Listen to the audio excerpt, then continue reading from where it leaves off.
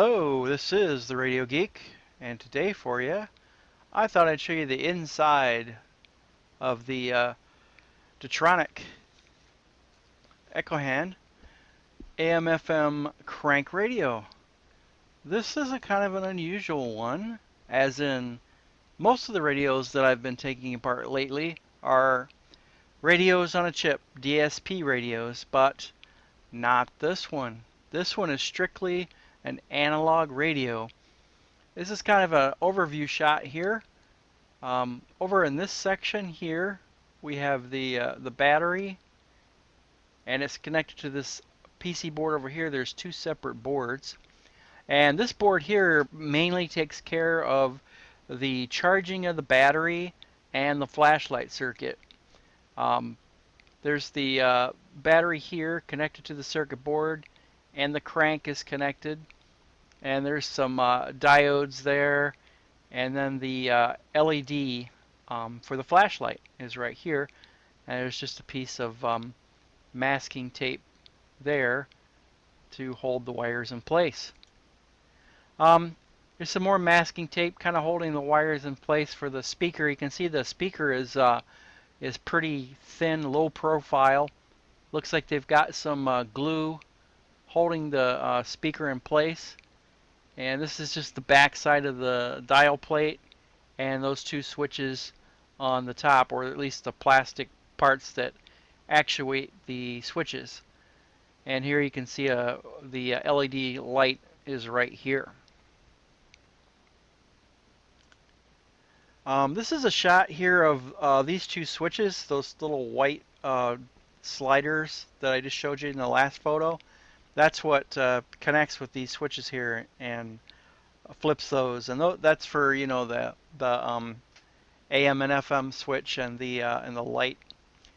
This is a shot here of the AM bar antenna here, the ferrite bar antenna, and it looks kind of sloppily wound, and it looks like it's got support here, but then it's just kind of laying in the case under, I don't know, maybe that's some kind of a foam or something there, just to kind of keep it from bouncing around, but not really too secure there. But yeah, I've seen a lot nicer windings, that's for sure.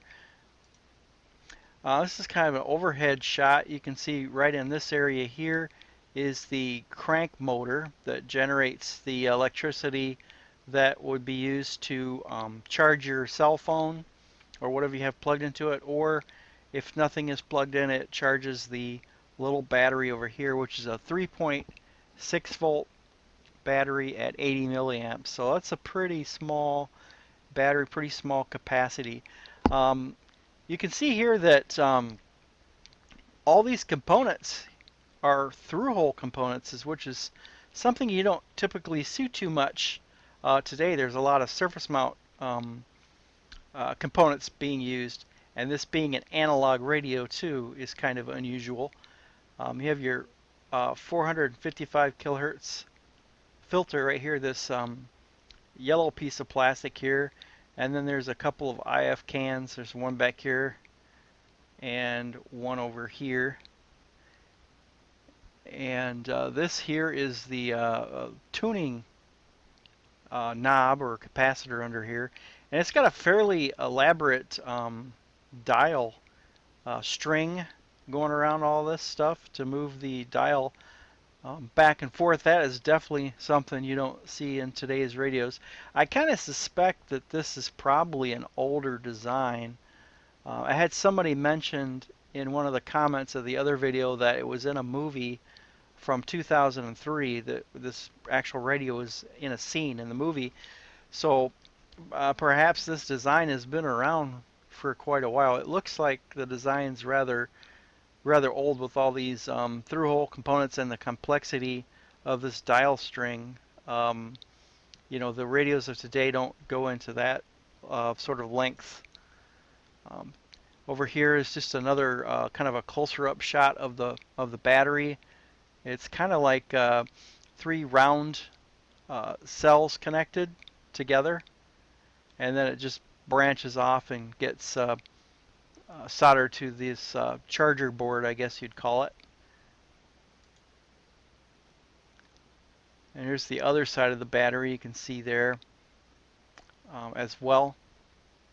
And the cranking motor is pretty, for the size of the radio, is a fairly decent size, and it does crank rather, pretty smooth for as these things go.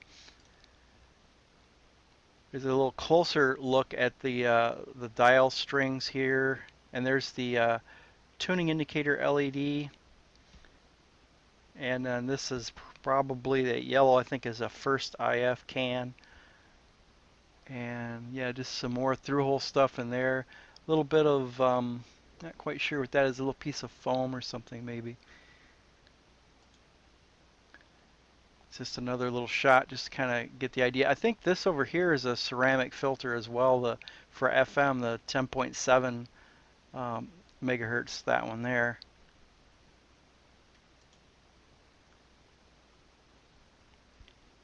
And just a little bit better look at the charging circuit. As you can see, it's all through hole, and the soldering is kind of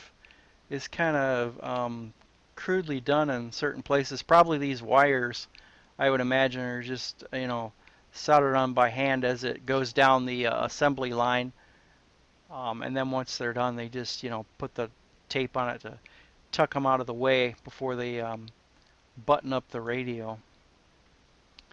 All in all, though, it does function nicely. I mean, it's a nice radio. It's analog, which I like that. I guess I was surprised at all the through-hole components in the radio, though. I would have thought that by now everything would be surface mount. But like I say, I'm kind of suspecting now, after that comment about it being in a movie from 2003, that perhaps this is a little bit older than maybe we think.